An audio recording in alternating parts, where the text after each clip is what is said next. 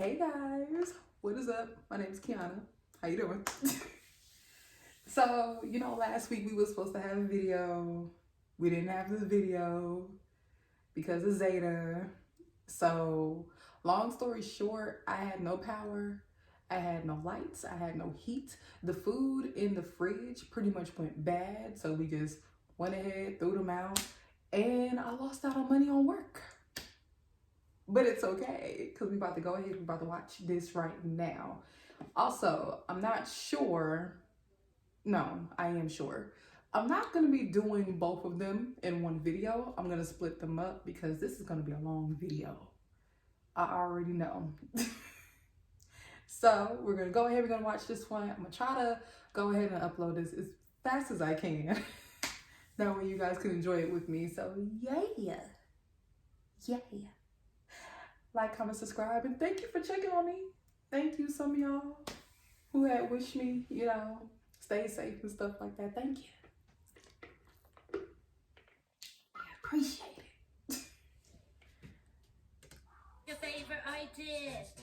Mine is being creative. Oh yeah? Well, mine is unraveling the mysteries of insane viral videos.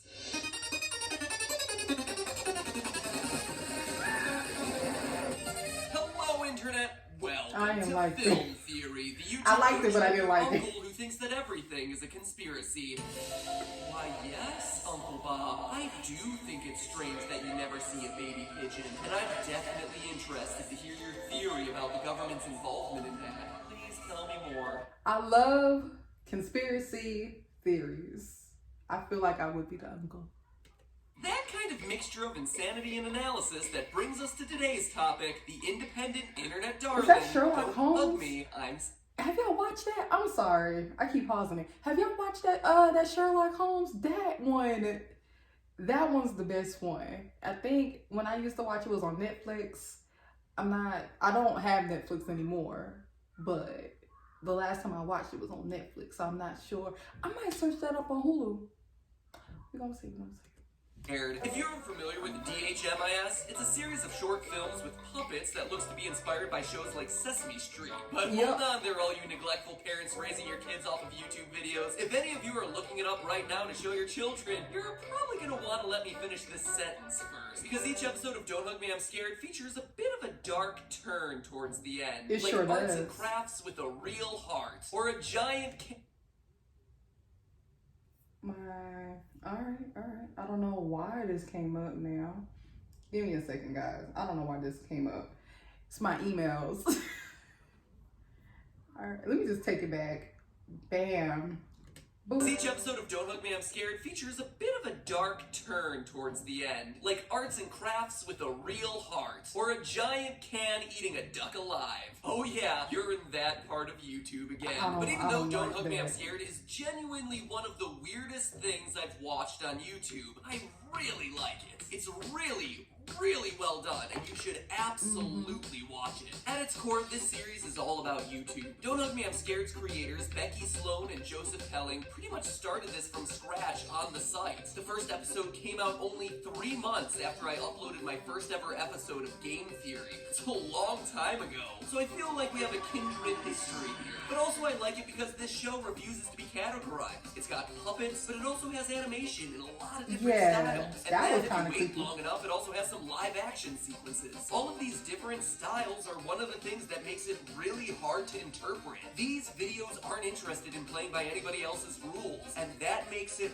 really exciting to watch. But last, and probably most importantly, is the amazing attention to detail these videos have. The number of callbacks and Easter eggs in every episode is astounding. Some of them you have to I didn't even notice that. I was just watching it, so I doubt I was gonna notice it anyway. Watch frame by frame to even see, and you know that's the kind of stuff that makes me, and obviously tons of other theorists out there, really excited. There are a lot of different ways to interpret Don't Hug Me, but today, for our first theory on this series, that's right, I said first, more on that later, we're gonna talk about what the whole thing means.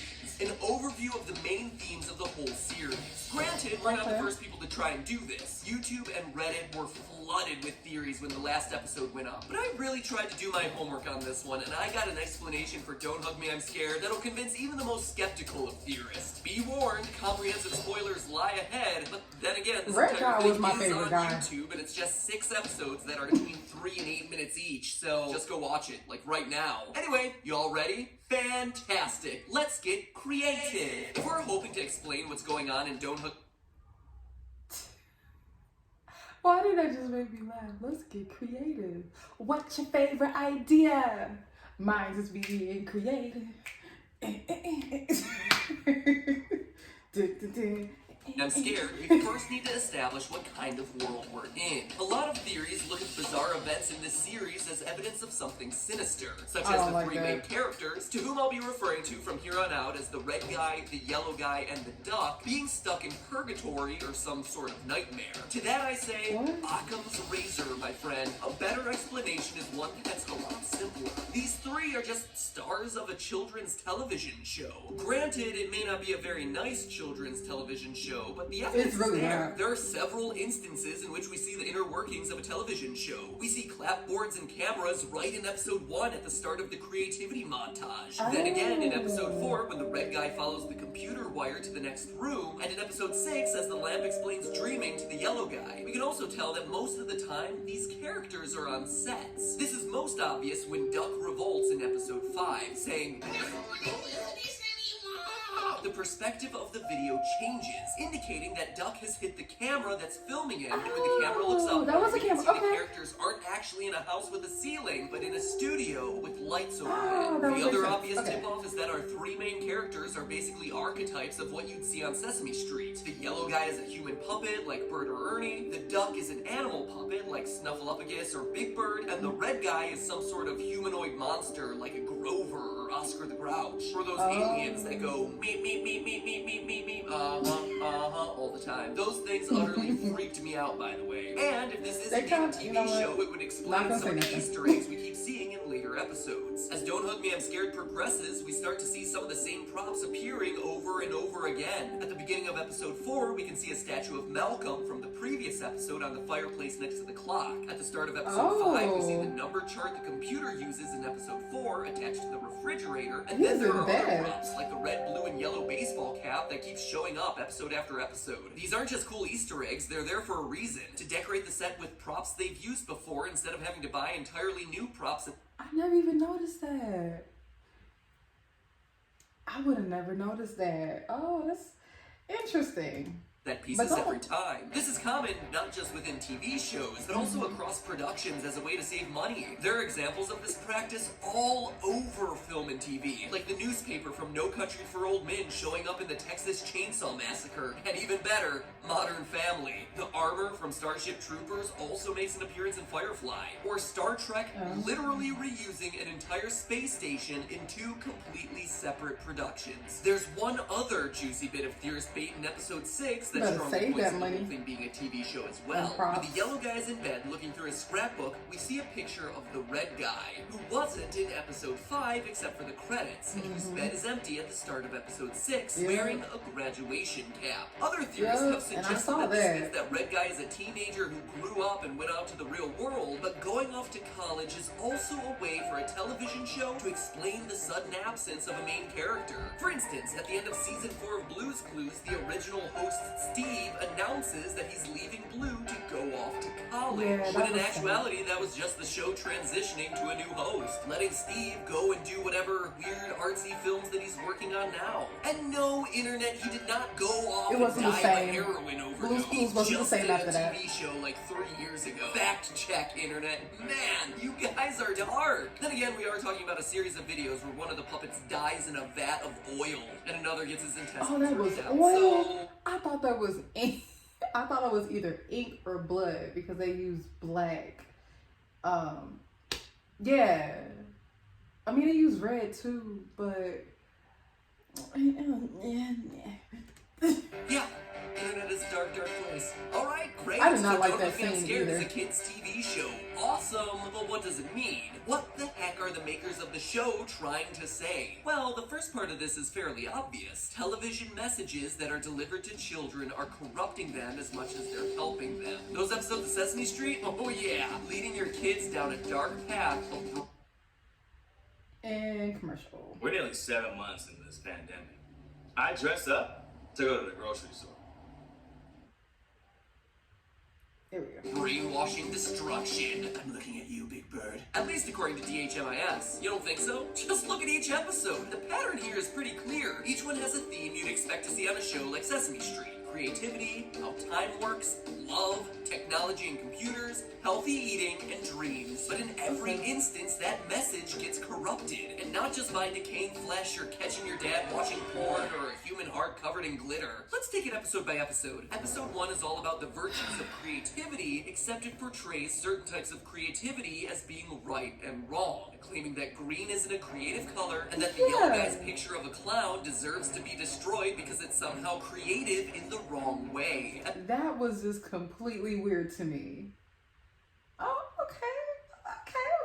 Episode 2 tries to explain the concept of time, but that explanation is overly simplistic and teaches that time is important, even though kids still can't understand it from the way it's being taught. The clock answers questions about time like, when did it start? And when will it stop? With weird, evasive answers like, Time is important, and I am a clock. Then, when the duck finally tries to explain time scientifically, the clock yells until Yellow Guy's ears literally start to bleed. In episode 3, the Yellow Guy learns about love from a butterfly. I don't think I noticed that. Or bee. A little baby pigeon. Or little baby pigeon. Butterfly. Or whatever. Butterfly. And teaches him about feelings, but then later learns that love is only okay when it's followed in a certain way, particularly as it applies to religion. Episode 4 is all about computers and how they can teach us a lot about the world, but at the end simply conclude that in the digital world, people end up doing frivolous things like fashion and shopping and mindless entertainment. They're literally getting sucked into a computer and distracted with all these superficial things rather than the information they were looking for in the first place. That is so true. The internet can be so dangerous to the mind, and it just comes to a point where you just spend all of your time just scrolling, whether it's on Facebook, Instagram, just browsing the net. All that precious time that you could have used, even if it's just to search up one thing, you have now went from taking 2 minutes out your day to just look for one thing to now being about 3 hours just mindless, endless things. And you don't even compute most of the information. Whatever. Episode 5, the characters are supposed to learn about how to eat healthily, but the advice of the canned meat is confusing and contradictory, and this food pyramid is just terrifying. The food groups can easily be sorted using the simple health Plain chain. foods. It's also about how certain name brand products are good for you and others are bad. The underlying theme here is clear. The kid show these 3 characters are in throughout the entirety of Don't Hook Me, I'm Scared sets out to deliver lessons about the world, but either fails miserably or succeeds in intentionally brainwashing kids to a specific point of view.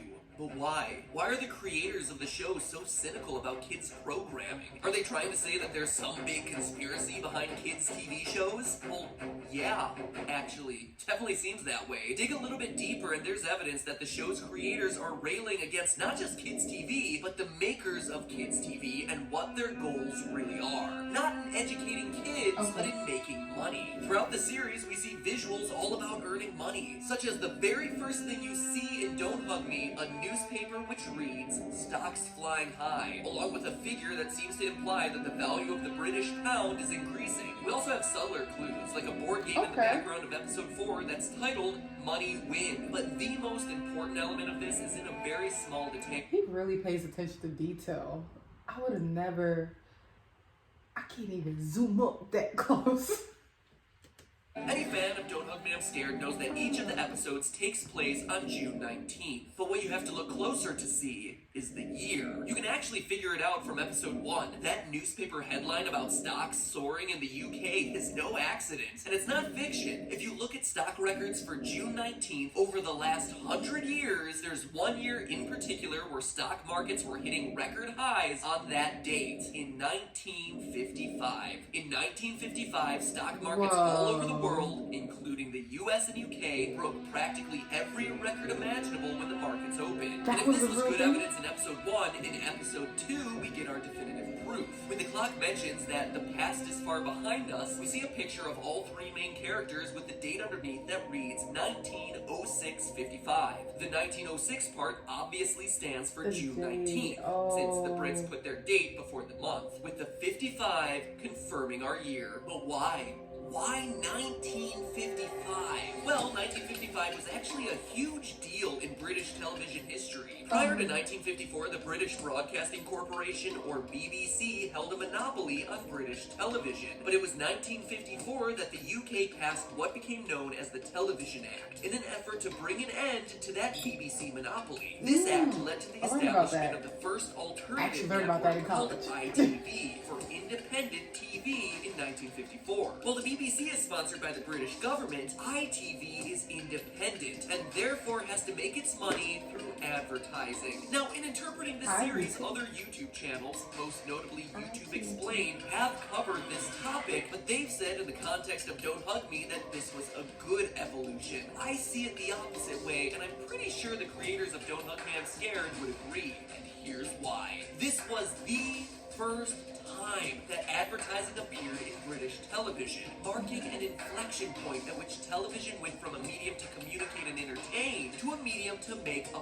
profit, thereby giving executives and advertisers as much and oftentimes more power than the creators. And Britain was especially sensitive to TV advertising. I mean, in the US, we were already used to interrupting TV programs with ads, not even interrupting them at all. In the US, it was actually standard practice at the time to bleed those regular shows into an ad. So one minute you'd be watching the Flintstones, and then all of a sudden they'd be selling you cigarettes. No joke. Or watching a game show. I don't remember that one. Dishwasher detergent in the middle. One piece of evidence that was used against ads was that in the US, the coverage of Queen Elizabeth's coronation was interrupted by a commercial with a dancing monkey named J. Fred Muggs. The British considered advertisements like that embarrassing and quite frankly rude. You don't interrupt their queen with a monkey. So 1954 and 1955 were years that were filled with debates about when and That's how to terrible. allow ads onto TV. And if the behavior of Becky and Joe, Don't Hug Me, I'm Scared's creators, is any indication, the issue of ads influencing TV is a big concern of theirs. According to the newspaper The Guardian, Becky and Joe received offers from more mainstream sources to make episodes of Don't Hug Me, but turned them all down and funded the project themselves through Kickstarter. Joe Pelling was quoted as saying, "We wanted to keep it fairly odd and have the freedom to keep doing exactly what we wanted." The implication here is clear. If Don't Hug Me, I'm Scared were made for television, it would have had to have been approved by other people. People whose interests would have been for profit or popularity, not about the message of the show. And when you look at these 6 episodes, it's pretty clear that the messages for a positive, good, inspirational, entertaining kids show are there, but they've been perverted by the influence of an outside force. Don't Hug Me, I'm Scared is ultimately a parable for the loss of control that artists trade off when they work on bigger screens. Their messages are manipulated and their morals are poisoned by others with ulterior motives. And with that, I'm gonna have to leave you hanging. I know, I'm sorry. I recognize that we're just starting to scratch the surface of this series, but establishing this series as a launching point was really important for answering all the other questions that we haven't gotten a chance to touch on today. Who are these characters, really? What is the significance of June 19th? What about Roy, the ominous lurking figure the yellow guy plays? The pervert. Alright, What who's does he? the ending mean? But don't worry, we're getting to all those questions and more in just another week. Which means that the lesson of today is subscribing. Subscribing is a good idea if you want to see the videos when they come out. Subscribe. And in the meantime, remember, that's just a theory. A film theory. Thanks for watching. That's what he's gonna say. Yeah. So That makes sense. That makes so much sense. All right. Huh. And this one is the Decoded. And there are others. So I'm going to try to get this one up as quick as I can. And then I'm just going to go ahead and go through the second one. And we're just going to watch it together. That's interesting. What?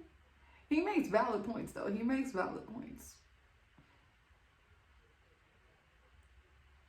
So, like, comment, subscribe. And I'm back, y'all. So I will see y'all next time. Peace. All right, you guys. So if you love that video, you might as well go ahead and watch some more videos. And while you're at it, subscribe. Subscribe. I see you watching.